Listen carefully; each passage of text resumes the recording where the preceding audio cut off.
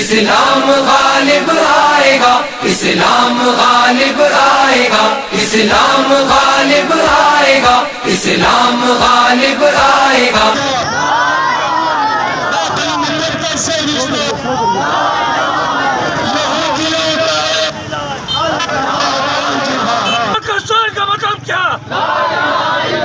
ممتاز عالم دین مولانا قاری عطا اللہ بدر ممبر ضلعی امن کمیٹی کی قیادت میں فلسطین کے غیور بہادر نہتے مسلمانوں کے ساتھ اظہار یکجہتی کے لیے عظیم الشان ریلی کا انعقاد کیا گیا۔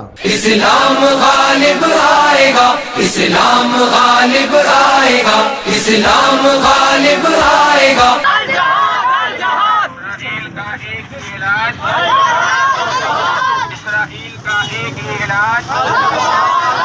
جس میں سیاسی، سماجی، کاروباری حلقوں کے علاوہ بچوں، نوجوانوں اور بزرگوں نے پرجوش شرکت کی۔ ریلی میں شرکت کرنے والوں میں نمایاں طور پر سابق member Punjab assembly Chaudhry Amir Usman Adil, captain Chaudhry Khalid Bashir, Chaudhry Muhammad Ashraf, Hafiz Saif Ullah, master Siddique Butt, Chaudhry Daud Suleman, Chaudhry Abdullah Rashid, doctor Irfan Aslam, Qasim Zia Chaudhry, Chaudhry Suleman Bahadur, Chaudhry Umar Aftab, Chaudhry Rashid Badar, Chaudhry Ansar Mehmood, Chaudhry Daud Arshad, Haji Muhammad Nawaz, Haji Khalid Mehmood, Chaudhry doctor Muhammad Aslam, doctor Tariq Mehmood, Hafiz Zaka Ullah, master Aurangzeb, Chaudhry اکمل شریف نے شرکت کی۔ ریلی سے سابق ممبر پنجاب اسمبلی چودھری عامر عثمان عادل اور کیپٹن خالد بشیر نے خطاب کیا۔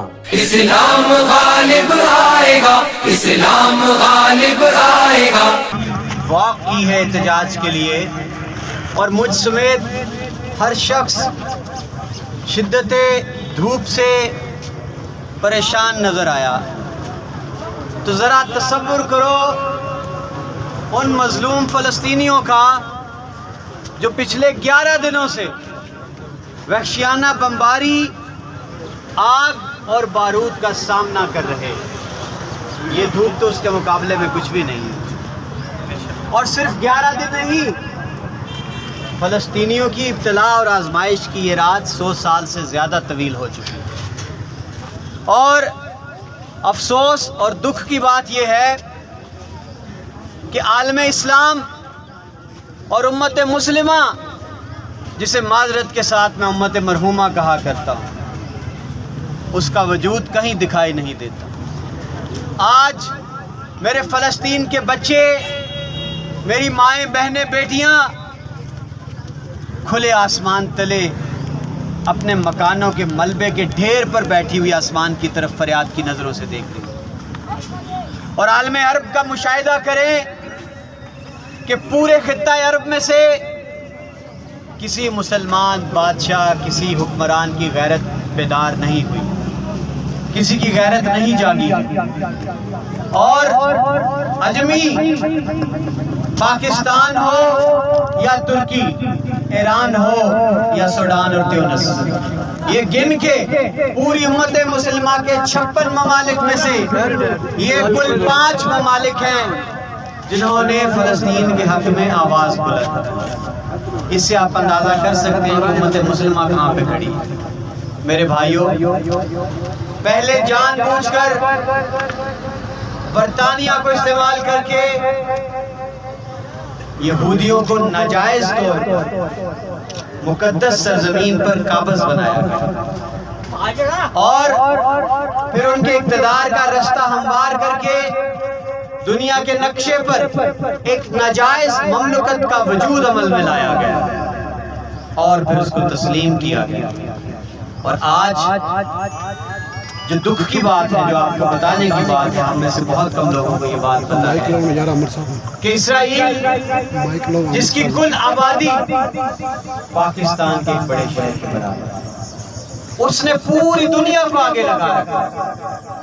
لیکن غور کی بات کیا پیسے، ہم مسلمانوں کے پاس تو وقت ہی نہیں ہے نا قرآن پاک کو پڑھنے کا، کتابیں لا رہے ہیں کچھ سمجھنے کا، لیکن وہ جس کو ہم نفرت سے یہودی کہتے ہیں، جس میں لعنت کہتے ہیں، اس کی یونیورسٹی میں باقاعدہ ایک شعبہ ہے کتاب بیان کا، جس میں قرآن پاک کی آیتوں کے اوپر جستجو کی جاتی ہے، ریسرچ کی جاتی ہے.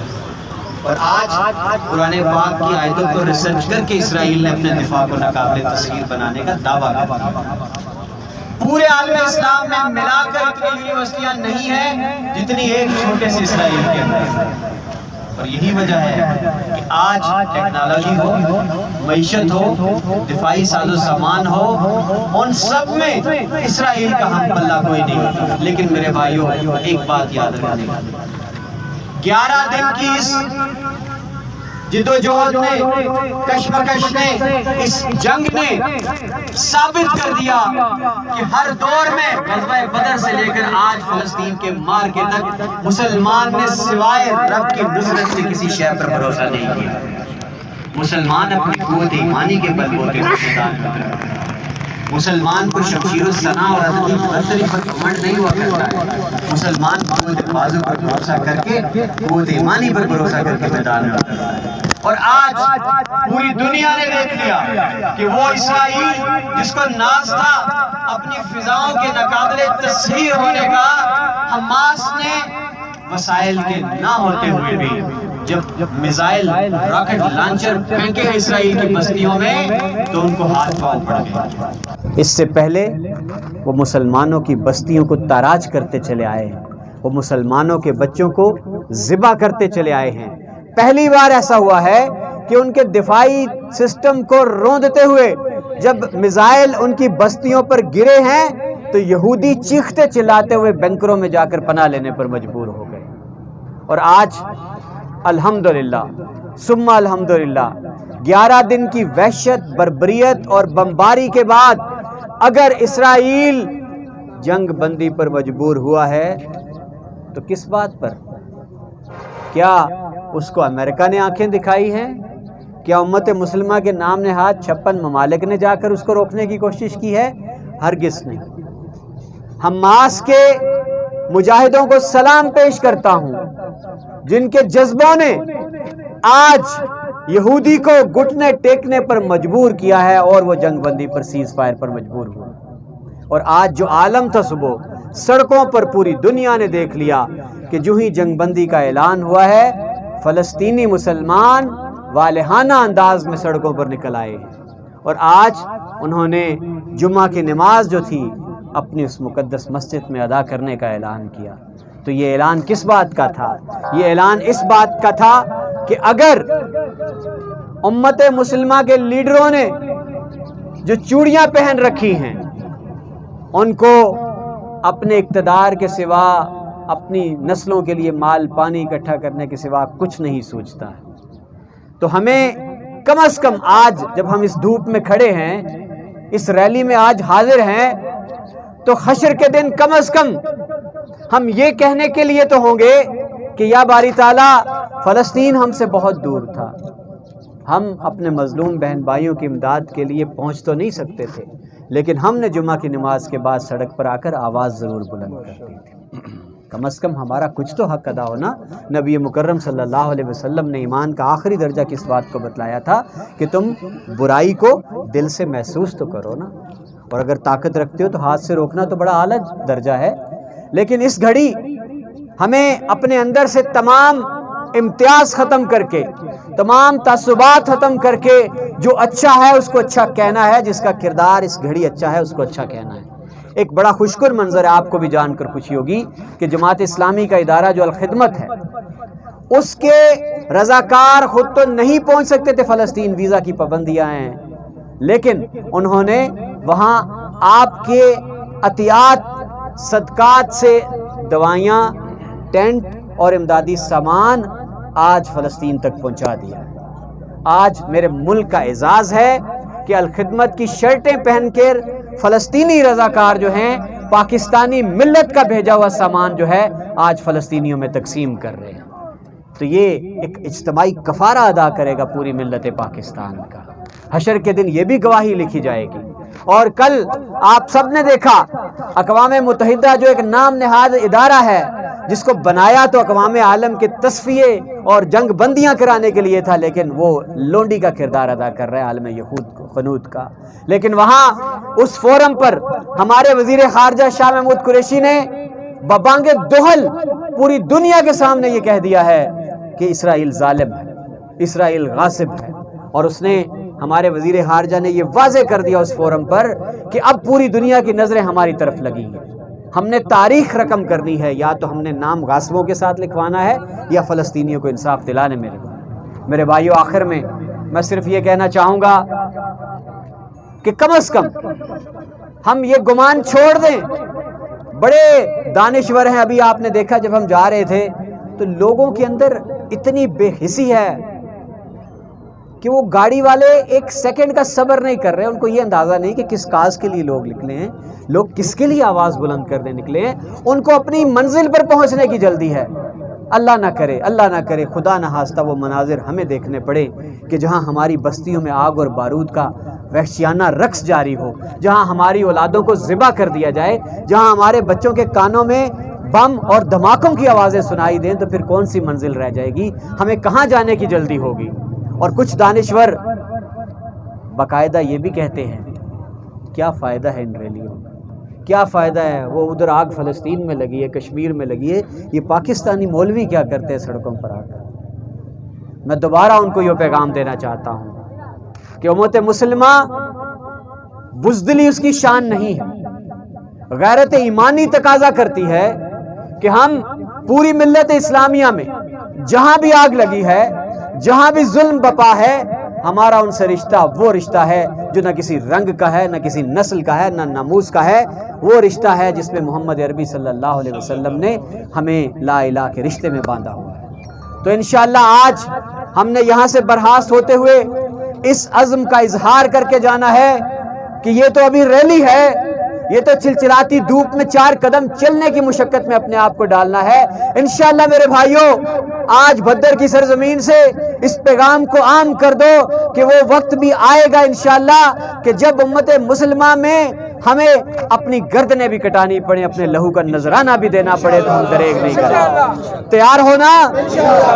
بس آج کی ریلی کا یہ پیغام ہے کہ انشاءاللہ ابتلاء و آزمائش کی جس گھڑی ہمیں امت مسلمہ کی خاطر پکارا جائے گا، ہم اپنے فرض کی صدا پر لبیک کہتے ہوئے بھدر سے، کھاریاں سے، گجرات سے نکلیں گے، اور انشاءاللہ اپنا لہو بہا کر یہ ثابت کریں گے کہ پوری امت مسلمہ ایک لڑی میں پروئی ہوئی ہے۔ اسلام غالب آئے گا، اسلام غالب آئے گا۔ صلی اللہ محمد وعلی آلہ بارک وسلم۔ جیسا کہ سارے بھائی جانتے ہیں کہ آج ہمارے یہاں اکٹھے ہونے کا مقصد ہمارے جو فلسطینی بھائی ان پہ جو ظلم اور بربریت جاری ہے اس کے خلاف آواز بلند کرنا ہے۔ میرے بھائی عثمان عادل صاحب نے کافی تفصیل سے ہر چیز واضح کر دی ہے، مگر تھوڑا سا میں آپ کو یہ بتانا چاہوں گا کہ یہ کوئی بہت لمبی چوڑی تاریخ نہیں ہے۔ یہ جس سن میں، جس سال میں ہمارا ملک یہاں پہ آزاد ہوا ہے، اسی سن میں یہ یہودی جو ملک اسرائیل بنا ہے یہ بھی اسی سن میں وجود میں آیا ہے۔ اس سے پہلے جب تک سلطنت عثمانیہ قائم تھی تو 1878 میں وہاں پہ 88% آبادی مسلمانوں کی تھی، 10% جو تھے وہ عیسائی تھے، اور 2% جو تھے وہاں پہ یہودی بستے تھے بیت المقدس میں۔ جیسا کہ آپ سب جانتے ہیں یہ ہمارا قبلہ اول ہے، اور اس کو حاصل کرنا ہر مسلمان کی خواہش ہے، اور ہم بظاہراً تو جذبہ رکھتے ہیں کہ جی اس کو ہم حاصل کریں، مگر ہم اپنے طور طریقے اور ادوار نہیں بدلتے ہیں کہ جس سے ہم اس کو حاصل کریں۔ ہمیں اپنے آپ کو بدلنا پڑے گا، اپنی سوچ کو بدلنا پڑے گا، اپنے آپ کو اس مقام تک لانا پڑے گا کہ اس عالم دنیا میں ہماری بات کو سنا جا سکے۔ جب تک ہم اپنے آپ کو اس قابل نہیں کر سکتے تب تک ہماری اس ریلیوں کا اور اس جدوجہد کا کوئی حاصل نہیں ملے گا ہمیں، کیونکہ ہم نے اپنے دین سے اپنے آپ کو دور کر لیا۔ جو ہمیں چیزیں بتائی گئی تھیں، جو ہمیں سکھلائی گئی تھیں، ان پہ ہم صرف سننے اور بولنے کی حد تک تو کرتے ہیں، پر عمل کوئی بھی نہیں کرتے۔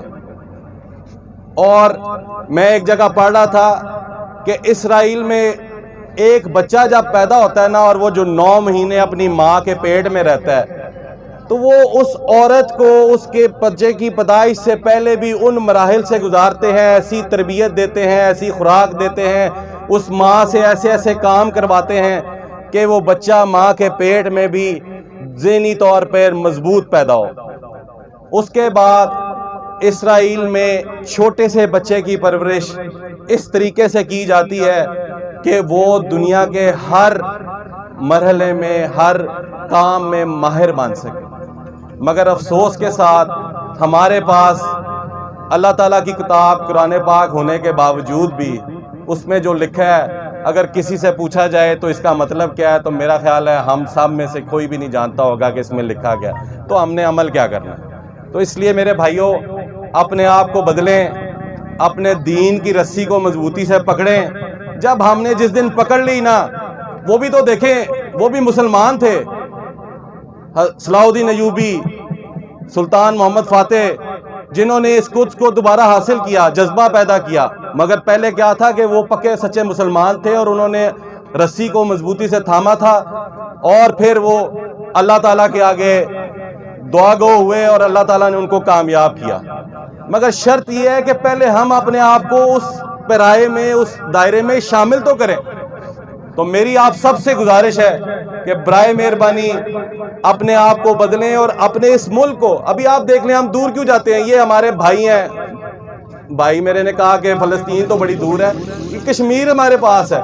آپ دیکھیں انڈیا کیسے وہاں پہ ابھی ہندوؤں کو لا کے وہاں پہ آبادی اس کا سارا وہ بدلنا چاہ رہا ہے کہ وہاں پہ اکثریت مسلمانوں کی کام کی جا سکے۔ صرف ہم اپنے آپ کو اپنے مذہب کے اوپر، اپنے دین کے اوپر پکا کر کے تو یہ دنیا میں کامیابی حاصل کر سکتے ہیں۔ جب تک نہیں کریں گے تو ہم اس ریلی سے کچھ نہیں حاصل کر سکیں گے۔ وہ بات بالکل سچ ہے کہ ہم ایمان کے سب سے کم درجے پہ ہیں کہ ہم نے دل میں سوچا، اور شاید ایک درجہ اوپر بھی ہو جائیں گے کہ ہم یہاں پہ کھڑے ہو کے بول رہے ہیں، مگر اس کا حاصل کچھ نہیں ہے جب تک ہم اپنی بازو میں اتنی طاقت نہیں لائیں گے کہ اپنے دشمن کو اور ان غیر مسلموں کو بتا سکیں کہ نہیں، کہ جو ہونا ہے وہ ہماری مرضی سے ہونا ہے، آپ لوگوں کی چالوں سے نہیں ہونا۔ بہت شکریہ۔ اور اختتامی دعا مولانا قاری عطا اللہ بدر صاحب نے فرمائی۔ اختتام پر شرکائے ریلی کے لیے پرتکلف ضیافت کا اہتمام کیا گیا۔ رپورٹ فیصل شیخ، GI نیوز، بدر۔ اسلام غالب آئے گا، اسلام غالب آئے گا، اسلام غالب آئے گا، اسلام غالب آئے گا۔